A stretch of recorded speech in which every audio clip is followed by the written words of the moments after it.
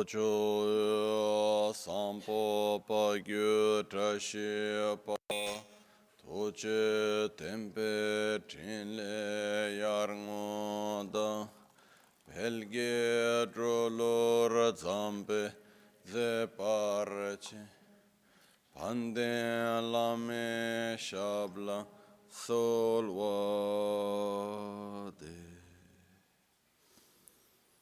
Om Guru Vajradhara Sumati Munisha Sane Karm Utta Varda Nishri Bhadra Varsa Manya Sarva Siddhi Hum Om Guru Vajrad Sumati Munisha Sane Karm Utta Varda Nishri Bhadra Varsa Manya Sarva Siddhi Hum Om Guru Vajra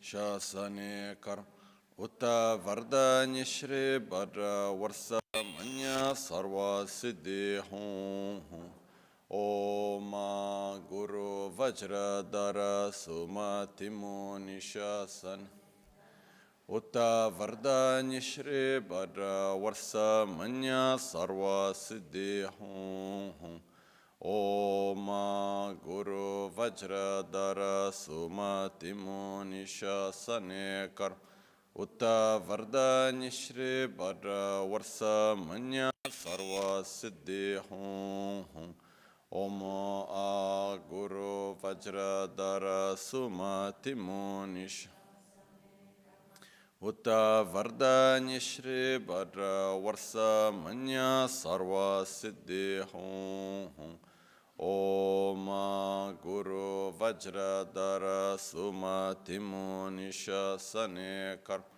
Utta Varda Nishri Bhadra Varsa Manya Sarva Siddhi Hum Om Guru Vajra Dara Sumati Munisha Utta Varda Nishri Bhadra Varsa Manya Sarva Siddhi Hum Om Guru Vajra Dara Sumati Munisha Utta Varda Nishri Bhadra Varsa Manya Sarva Siddhi Hum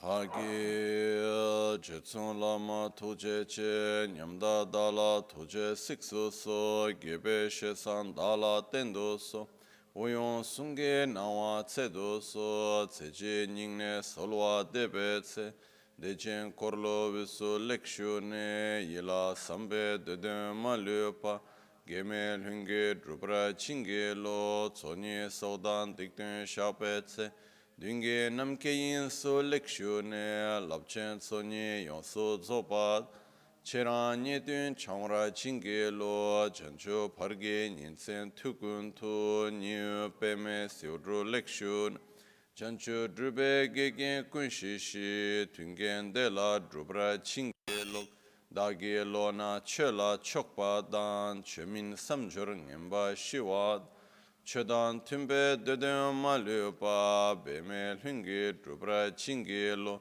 Dorna Tingne Tsera Tamche Dan Techi Pardo Negawa Tamche Tu Rese Kyamne Lama Tukje Chingi Dala Sikso So Gongyab Drewe Nyamda Dachala Jetsun Lame Tuje Rab Gongne Kudan Sungi Nawa Dralme Tu Nyamso Nyongwe Kesan Topra Sho Kewa Kundu Yanda Lama Dan Drame Cheki Pela Longche Chin Sada Lamge Yende Rabzon Dorje Change Kopa Nyurtop Sho Pakyuke Kudan Dagi Lo Pakyuke Sundan Dagi Nga Pakyuke Tukdan Dagi Ye Tuen Yerme Chikdu Chingi Lo Makyuke Kudan Dagi Lo Makyuke Sundan Dagi Nga Makyuke Tukdan Dagi Ye Tuen Yerme Chikdu Chingi Lo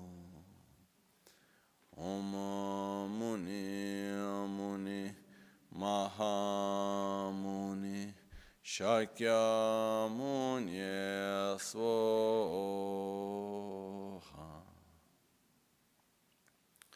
Sashi Peki Chukshi Meto Tran Rirab Lingshi Nide Gembadi Sangye Shintu Mikte Ulwargi Drugu Namda Shingla Che Parasho Yidaman Guru Ratna Mindrala Kam Niryata Yami Sangye Chedan Tsoki Chonam La Chancho Pardo Dani Kyapsu Chi Dagi Jinso Gibe Sonam Ki Drola Pinchira Sangye Drupar Sho Sangye Chedan Tsoki Chonam La Chancho Pardo Dani Kyapsu Chi Dagi Jinso Gibe Sonam Ki Rola pinchira sangye drupar sho sangye chedan tsogi chonamla chancho pardo dani kyapsu chi dagi jinso gibe sonam Rola pinchira sangye drupar sho. In the Buddha, Dharma, and Sangha, I take refuge until enlightenment. With the practice of generosity and the other perfections, may I obtain Buddhahood for the benefit of all sentient beings.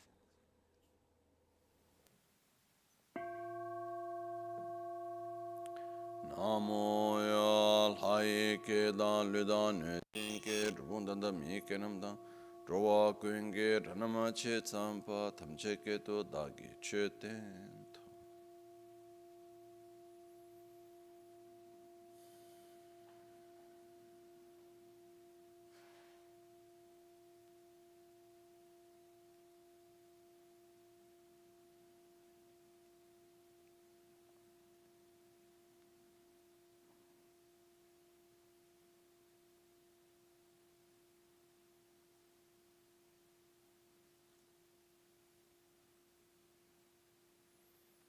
Buongiorno. Good morning.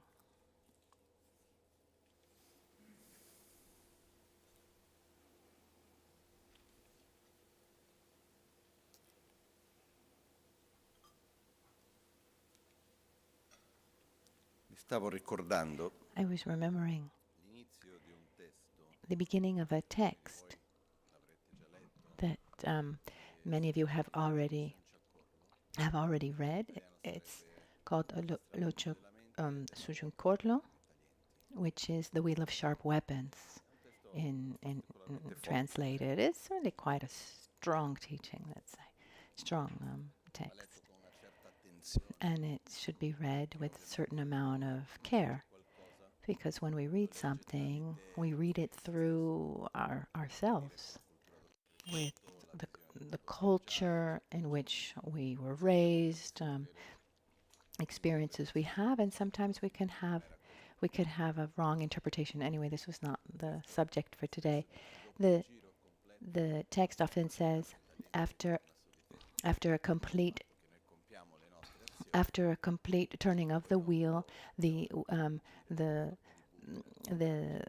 sharp weapon turns against you. So after we complete an action, then its results come back to you. But going back to the text, it takes the analogy of the peacock, and it's said that the peacock, one of its special characteristics, is that peacocks eat poisonous snakes. It eats poison. And the more poison it eats, the more beautiful the feathers become. And it really likes also thunder. When there's thunder, when there's a storm with thunder, the peacock sings. And at the beginning of the text, it begins with comparing the bodhisattva to a peacock, because the bodhisattva is very altruistic, but he goes beyond altruism. takes the responsibility to help and to do the best for others, but he also has a tremendous amount of faith in his own abilities.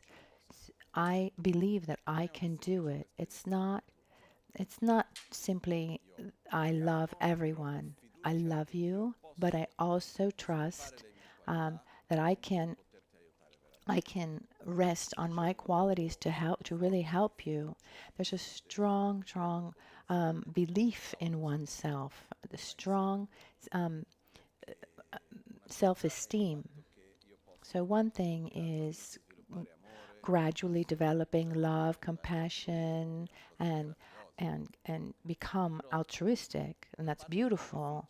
But the most difficult part, and it might seem strange, and it's said along the path that loving others is not the hardest part, but having this profound belief in oneself is the hardest part. And so much so one says, I'm ready to work hard. I'm ready to put myself in the game for the benefit of others, which is not a sacrifice. It's it's saying I want to help others, and there's nothing other than developing my qualities that can help that. I can't help someone who's angry if I myself am angry. It's maybe a little bit more complex. Let's say that to be able to help you, I need to speak your language. To help you, I need to help you understand, to see the world in a certain way so that you can change your behavior. Because actually, the only being that can help you is yourself. But what I can do is I can interact with you. But so that I'm able to speak your language, obviously, we're not talking about actually languages like English, Italian. We're talking about the same worldview.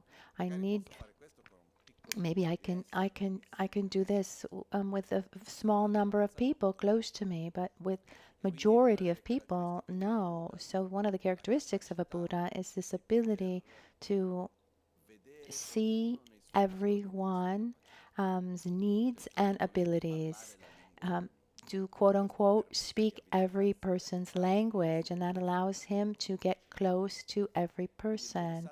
So the Bodhisattva believes in himself. It says, I can do this.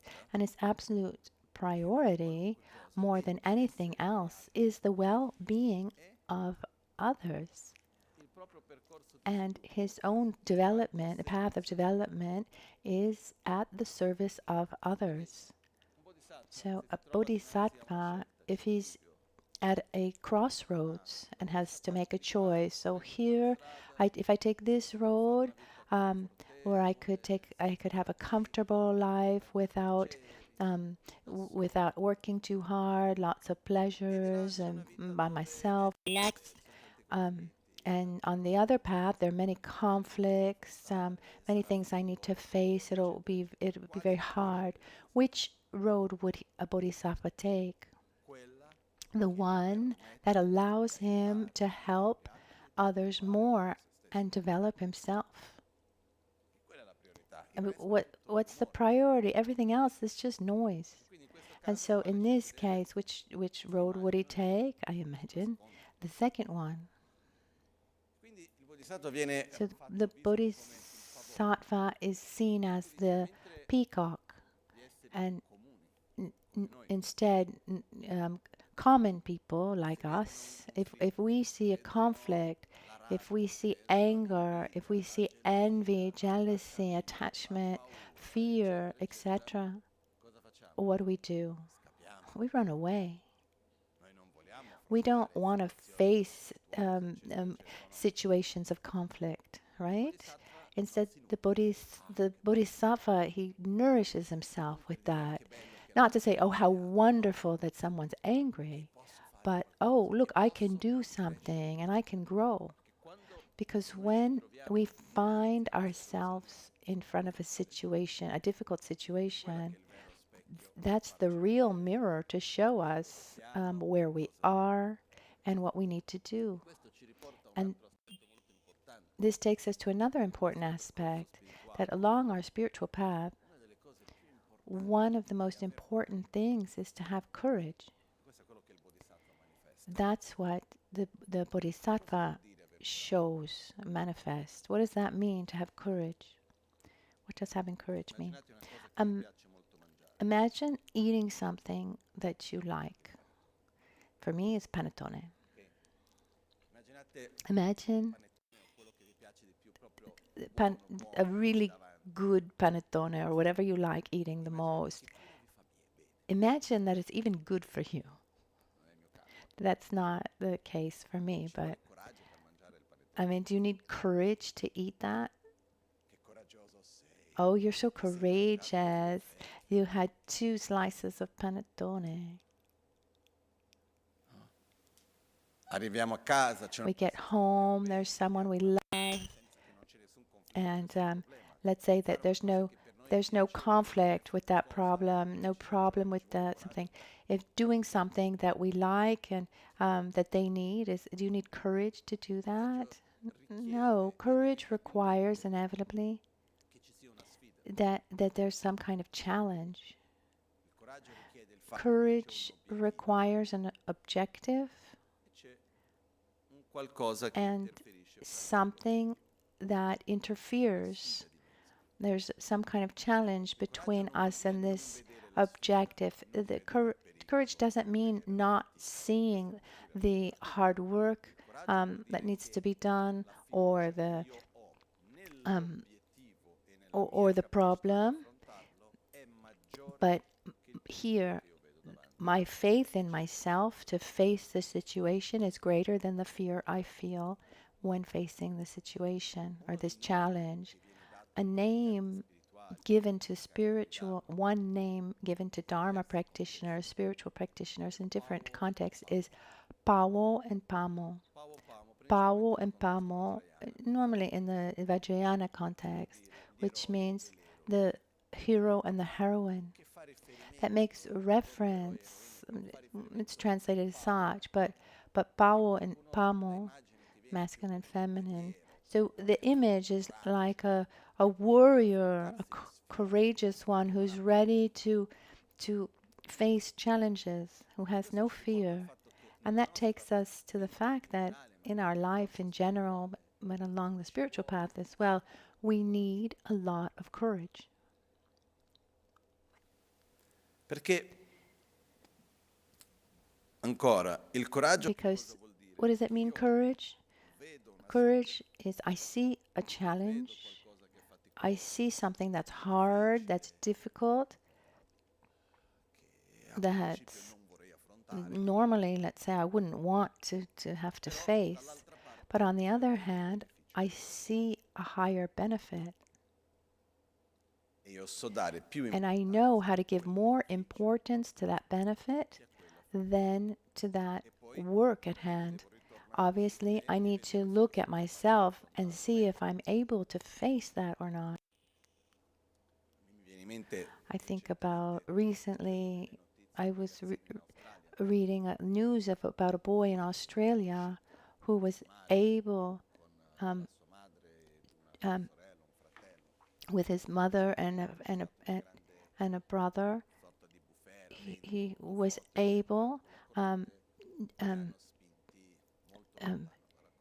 They were actually in a sailboat, and there was a big storm, and they were very, very far from the coast. He was about 13 years old. He jumped in the water, and he swam to look for help. The water was, I think he swam more than 4 kilometers against the current. The first 2 hours he did it with a life vest, and then he realized he wasn't going to be able to do it. And then the other 2 kilometers he did by himself in a very, very high sea. I mean, it must have been very difficult. But he was able. He got help and was able to save his family. What allowed him, as I imagine, allowed him to put this effort, this amazing amount of effort into realizing this. on one side, the objective, which was to save his mother and his brother and sister, is a very important objective. And there's also um, um, it's true that at that age, one doesn't see, at the adolescence, one doesn't see the great dangers, but he knew the the hard work that he needed to do. So that danger was nothing compared to the thought of losing his family. So he just went for it and he managed. One of one of the greatest obstacles along our path is not the lack of faith in the objective, but it's a lack of courage. Because if I ask most of you, would you like to live in peace with yourself? Would you like to overcome your mental defilements, your arrogance, your anger, etc.? The answer would be yes. But between that and us, there's something in the middle, which is the law of minimum effort and maximum comfort. I mean, we just want to be comfortable. It's true that I'd like to do that, but that's really difficult. Yes, yes. Why is it tiresome? Because changing habits is tiresome. We're made of habits. In our way of thinking, our way of speaking, of acting, of eating, of sleeping, etc., etc. And our psychophysical system, the more we do something, the more it adapts to that. And changing habits means acting in a way that's not spontaneous, that's not natural, until little by little that becomes natural. And in the meantime, that requires a lot of energy, hard work, and that's not comfortable. And starting from this rule at the basis that to be well, I need to work as little as possible and be as comfortable as possible. This is one of the rules that really, really works against us. And if we look at the times in which we live now, we have, I mean, how many more comforts do we have compared to our grandparents? I just think, I mean, what were the bathrooms like in the winter time in the past? They were outside. I imagine up until just recently that it was cold in the winter. It didn't matter if you were rich or poor. Maybe you had more wood to burn, less wood to burn. But when I've been to see castles of kings, I think they don't seem so like such a beautiful place to live in. I think they were incredibly cold. The even just you can imagine, it's not a comfortable house. Even just heating such a palace, it was not easy. And so the point is that today we have a level of comfort that's absurd. We can eat whatever we want. If we want to have mango in the winter, we can have mango. We want a comfortable bed and the cushion like this, and we have entertainment in our hands. You know, we have the remote control. We just push on something and we watch what we want, or we talk to whomever we want with a very little effort in our daily life, and our comfort is always greater. But this rule to be happy means that we should work as little as possible and have as many comforts as possible. If that worked, then we should be happier today than 2 generations past, right? That's following that logic. But when we look around, when we look at our grandparents, if we look at our grandparents, in our opinion, did they suffer more or less than today? I mean, just look at the amount of depression that we're living in today's age, and psycho pharmacological, like for pills, antidepressant pills. That talks a lot. So the one who one who applies this rule, and we apply this rule, and then unfortunately then you apply that also to your children. Oh, we don't want them to suffer, we want everything to be easy and comfortable. And then what happens is one is raised soft, without a spine.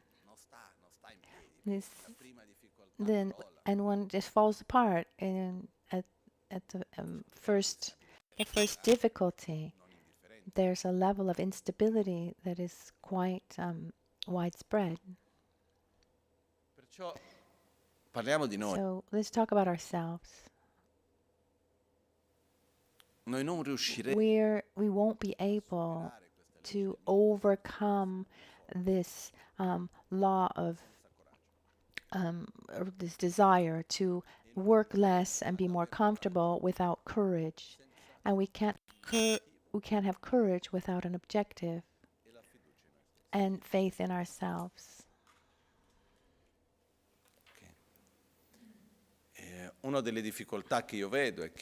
One difficulty I see is that very often we live our lives without objectives, that life becomes an end in and of itself, and the point is to live it to its fullest, to be as comfortable as possible, enjoy oneself as much as possible. Still, one does the best one can. It's the imagine of the last man that Nietzsche describes. He wrote that there will be one day where there will be this so-called last man. People who will look towards the stars,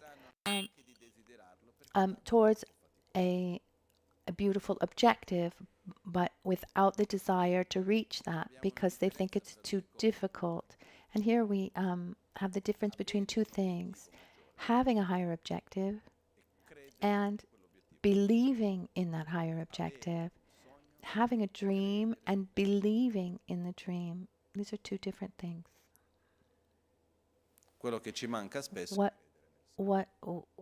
lacking often is believing in that dream. If I asked any of you or all of you if you wanted peace, yes.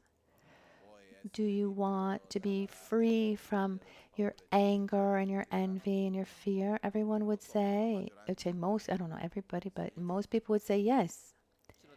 There are many beautiful objectives, dreams, and we agree that we like it. They seem beautiful. I mean, we don't say, oh no, this is terrible. But then are we ready to put our lives, are we ready to play the full in for these objectives? Are they priorities, or are we still prioritizing a comfortable life? You know, the aperitif, and some TV shows under the covers. I don't know. I leave the reflection to you. But when we need to face a habit, it's not easy. We can talk about anything. Just if we recognize that the way we eat is not healthy and we want to change that, or our way of sleeping is not healthy and we want to change that, for example. Would that be easy? It requires effort. It requires energy, constancy.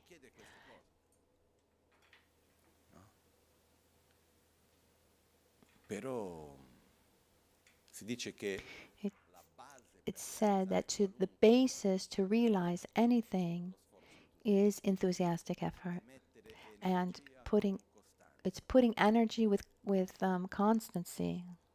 consistency. Also, because our tendency is to say, "Oh, I want to change my habits. Let's say of sleep. I need to go to bed early. I need to wake up early." Okay.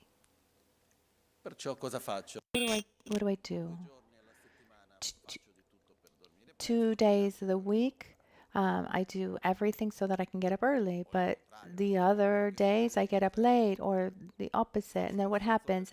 I put effort into changing a habit, and then so one day I put effort into doing one thing, but then the other days, if I don't put in that effort, I do even the opposite effort. If I don't have constancy, we don't need to make tremendous effort, but this small effort needs to be constant.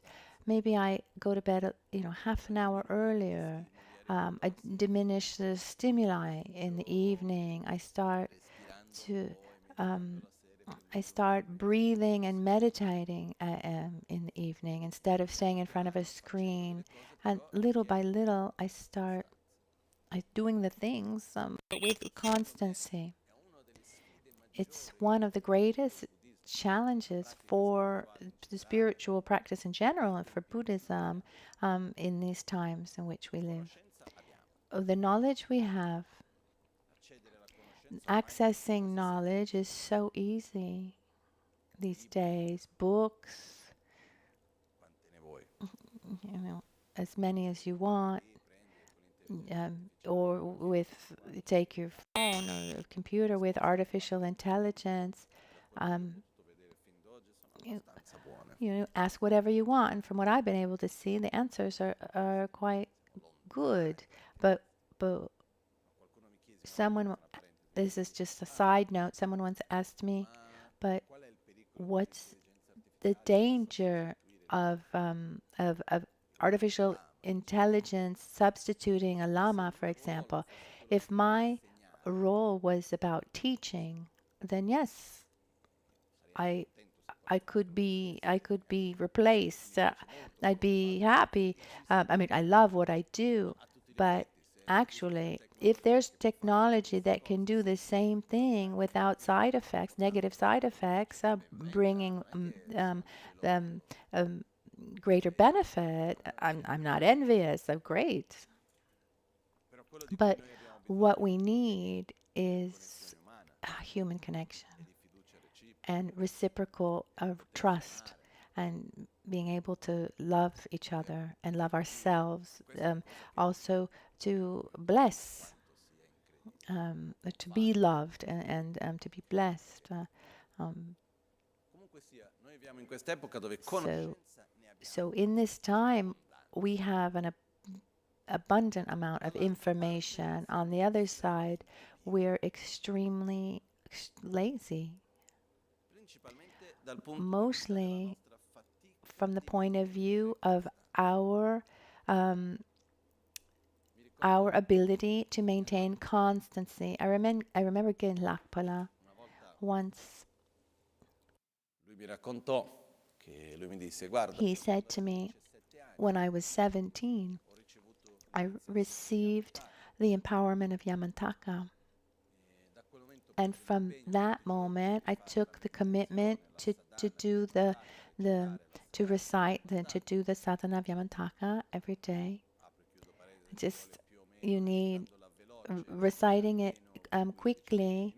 It's about 15-20 minutes. And he said, I took this commitment when I was 17 years old, and even he was 70 plus years old, and he said that he never missed a single day, had never missed a single day, even when he was walking or actually even escaping Tibet and walking to India. I never missed a day.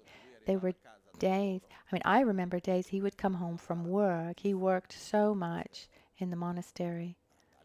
The construction at school, he had been the administrator.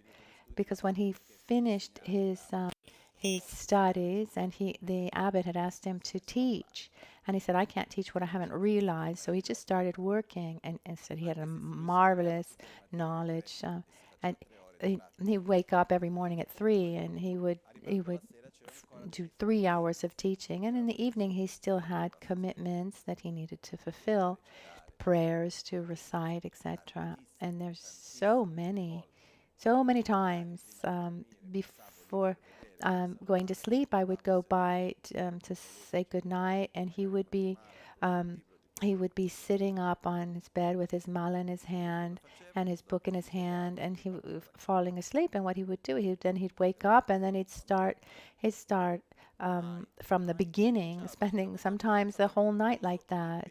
I mean, he never went a day without fulfilling the commitments he had taken. When he said when he was about 50 years old, so 30, 30, 30 plus years after having begun that recitation, or the doing of the sadhana, he said he started to understand something. And the point is, I mean, it had great benefit. And when he was young, he told me about his childhood. When he was young, he wasn't the most peaceful. He had a kind of a hole on his head, because 2 times um, um, um, because he had a kind of uh, head fracture, something like a hole on his head, because starting before starting his Dharma studies, in fact, he was part of a kind of gang. They would learn all sorts of fighting. Anyway, I know these stories well, because he never actually was part of this game. Then let's say he started a little bit of the training. Um, those who were part of these groups, in the morning before dawn, nobody could see them. They would have to go running, even in the winter in winter in Tibet, with just a kind of a kind of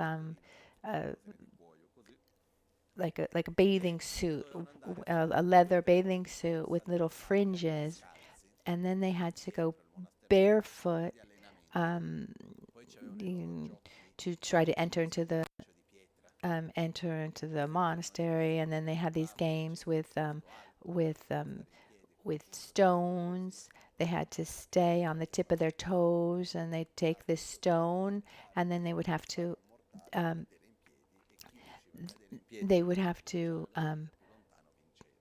throw the stone, and flip backwards and stay flipward. He started training in these kinds of things. For example, the monks, they couldn't be armed, and what would they do?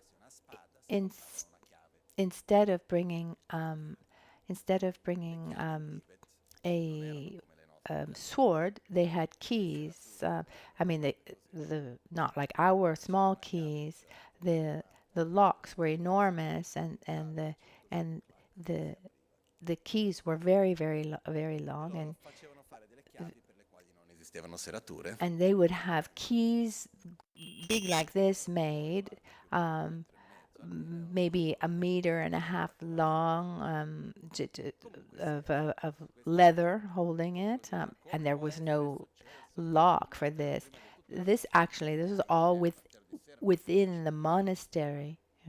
At at the time, I mean, there were 5,000 monks at the monastery in Sera, and they weren't all there because they had some spiritual calling. Once he was in Lhasa by himself, and he found himself face to face with the rival group. I mean, there was a big fight, but they really they had this big fight. He was beaten, and with and with a big rock, they fractured a part of his skull. But and another time he actually was hit and he went into a coma. But at some point he had a mystical experience, and he dropped all of that, and he said, no, I'm going to study the Dharma perfectly. It's not like Genlak, but what he told me was someone who was always there meditating. No, he had these moments, let's say not so virtuous, seen from the outside.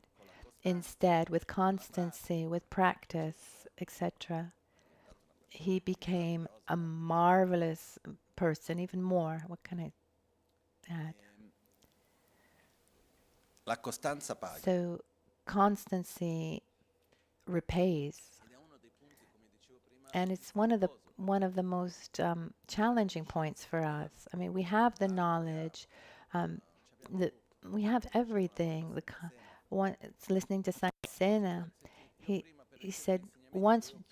I mean, before, to receive teachings, I needed to walk for weeks to receive teachings, and then maybe I'd get there and he wasn't there because there wasn't like a program or a phone. I mean, you just went there, a couple weeks walking in the worst shoes in the mountains of Ladakh with the cold. Maybe you got there and you needed to wait for 3 months, or maybe you had to go back home to then go back again just to receive a few days of teachings.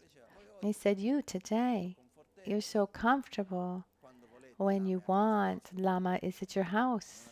You don't, if you didn't understand something, you say, Lama, can you understand? If you didn't understand something, Lama, can you repeat? And you just rewind and you listen to it again.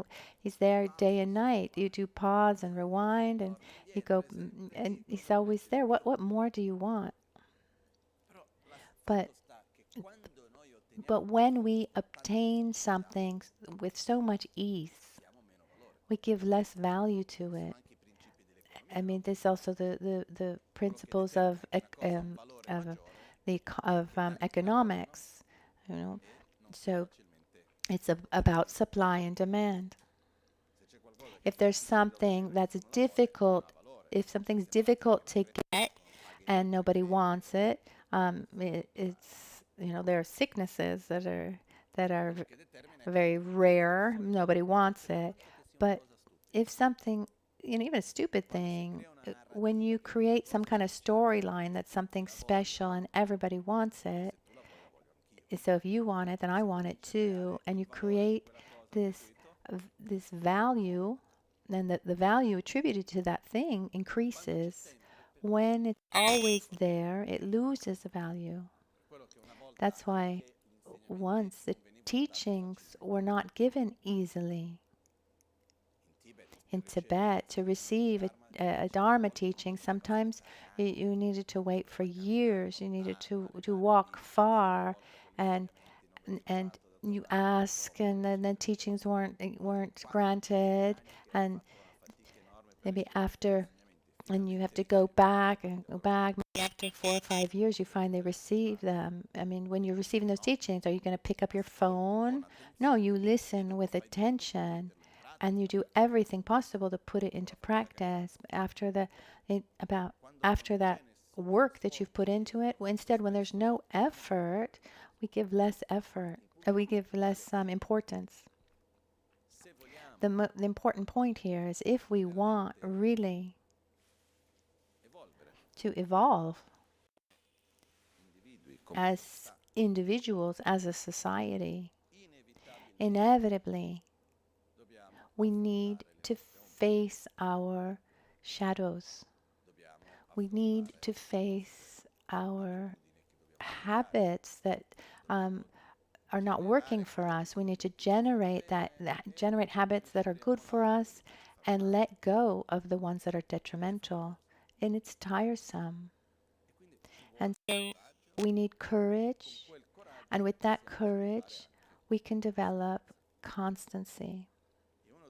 And one of the fundamental points is that we shouldn't feel afraid of working hard, because imagine a imagine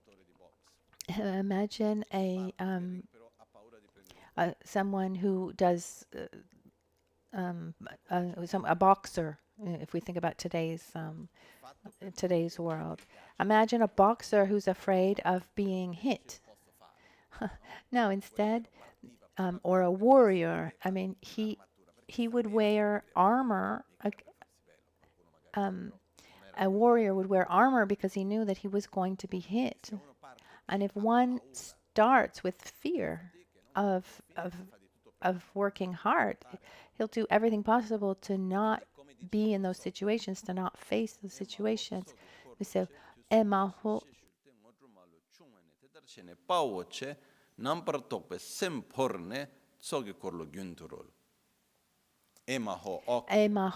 what great joy. Soki Korloche, this great circle, this is Gana Chakra of this great circle of sharing. This is the great path followed by all. This is the great path that all the Buddhas of the past have walked. Those who are doing it, all the Buddhas of the past, present, and future. It's the source of every realization. Understanding this, oh hero, oh great hero and heroine. So, Nampartope semborne means to throw away.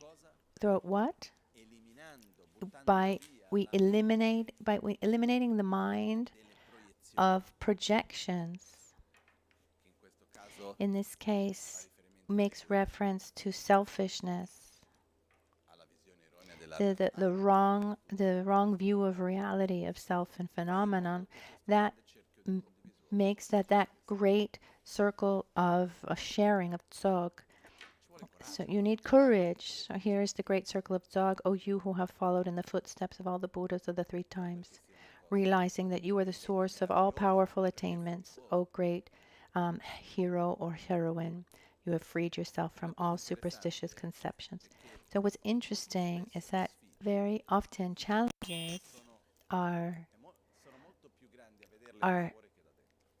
much greater seen from outside than from inside. Often the challenges that we have seem much harder when we see them from outside before beginning. But once we have faith in ourselves and we're inside, it's a lot less difficult than we thought. I don't know if you've ever thought that you had an objective or a commitment, and it's no problem doing that, even in front of difficulties. And then at a certain point, you break that commitment, and that objective is not that important to you. It's very difficult to maintain that, because having a commitment, an objective, allows us to overcome any difficulty we may face. So the key is we need to nourish the dream.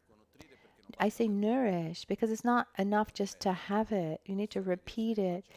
It's this dream of being at peace with ourselves. And I don't mean peace.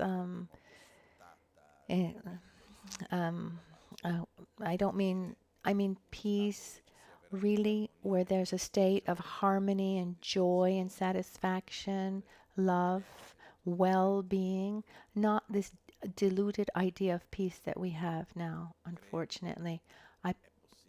I believe in it. I think it's possible. I believe it's possible.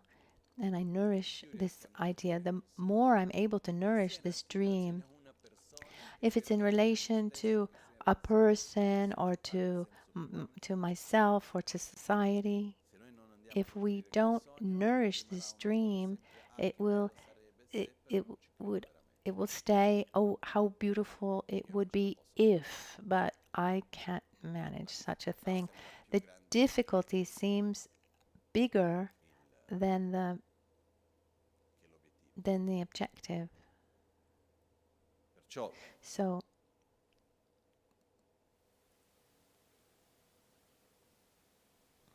piano piano, little by little, let's try to invert this dynamic of the law of minimum effort, maximum comfort. Also, because if you if you work hard during the day, at night you'll sleep better. When you're busy with something, you have less space for silly things and small problems. costanza, Constancy, without fear of the challenges that you have in front of yourself. It's happened. The people have asked me, Lama, don't you get tired? Oh, and you need to take all these trips. Isn't it tiresome? Yes, it's tiresome. If I were to think only about my pleasure, put me in the middle of nature, ideally, a couple books to read, the simple food, silence, and and leave me there and come back in about 20 years. qualcuno ogni tanto per una chiacchierata. Maybe someone could pass for a pleasant conversation. I mean, I like being with people. Being together. It's not hard work. But once Lama Ganchen told me I needed to do something. It was a practice to learn how to do the mo. To this divination, and I said, "Well, Lama, Rinpoche, I don't like it." And he looked. I was 16 years old, and he looked at me and he said, "And since when can you do only what you want to do or what you like?" I said, "You're right." Okay. So I prepared everything to study. I did everything necessary. When it was the moment to do it, he said, "Oh, you don't need this kind of thing." So the fact was that lesson stayed with me. How often are we in a situation of things that we don't, where we need to work hard, but let it come. Not in the sense that we want to suffer, but we have a higher objective. And where the objective is not about having a comfortable life, it's about having a meaningful life.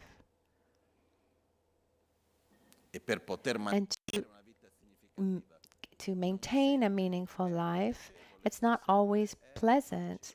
It's not always easy. There are moments where we need to work hard.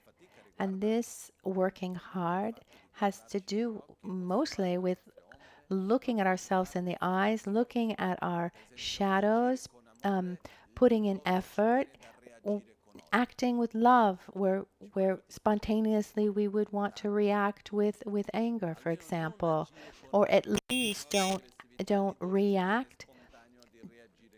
At least don't react with anger, where spontaneously we would want to. That's difficult. Or don't act with jealousy, where we would normally spontaneously act with jealousy. I mean, it's difficult, but it would bring marvelous results. And the good news is that we can do it. It's possible for everyone. But it's But to maintain this constancy, we need to take one small step at a time. It's said when we take a commitment, for example, what happens is, if I think that I want to take a commitment to meditate for 2 hours every day, and I take this commitment, but the actual commitment you should take is 30 minutes. It's sometimes if it's good to take a smaller commitment, because the constancy is more important. Instead of doing a lot and then breaking that commitment, it's much more important to maintain constancy. It's one of the most important things, and one of the things that we need the most. Until it becomes a habit, take these small steps. And so we need courage. We need courage to love, to love ourselves, to love others. We need courage to be virtuous. You need courage to cultivate peace, peace within ourselves, peace with others. You need a lot more courage to make peace and to wage war. Someone who rages war is not courageous. When there's a conflict, when there's interests that don't match, the easiest thing is to have a conflict and follow the law of the strongest. Instead, when we can put effort into trying to find common ground and seeing the other person to resolve the conflict, and you need courage.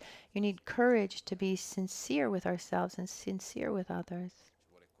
We need courage to admit our own errors and change them. And it's strange to say it, but you need courage also to be happy. Maybe it's strange to say that. We're used to complaining. I mean, you need to put effort into changing that habit of complaining. But we can do it. We all have this ability to do it. We all have the right cards, let's say. But we can't forget to have constancy and courage. Constancy, trust, and courage. We need to allow ourselves to become Pao and Pamo, the hero and the heroine. It's a term. It was used more in a more colloquial way, and it's nice to bring back this concept, because when when we develop an identity that helps us act in a certain way, we can say, I'm a heroine, I'm a hero, because I'm facing my mental defilements. So, and I need courage. I have that strength. I have that courage within me. And this is what we're doing. And we can continue to do it. That's what I wanted to bring today. Now it's time for our dedications.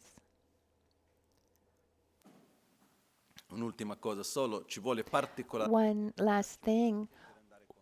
We need even more courage to go against the current, to do the right thing when around us everyone's doing or what is done that's not right. But we can do it. We can manage.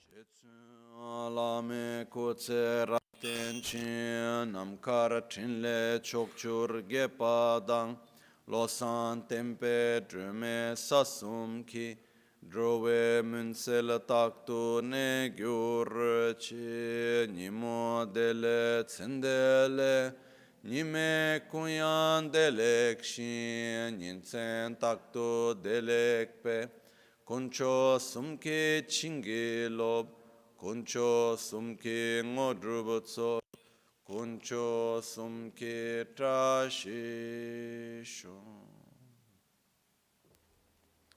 At dawn or at dusk, at night or midday, may the three jewels grant us their blessings. May they help us to achieve all realizations and sprinkle the path of our lives with various signs of auspiciousness.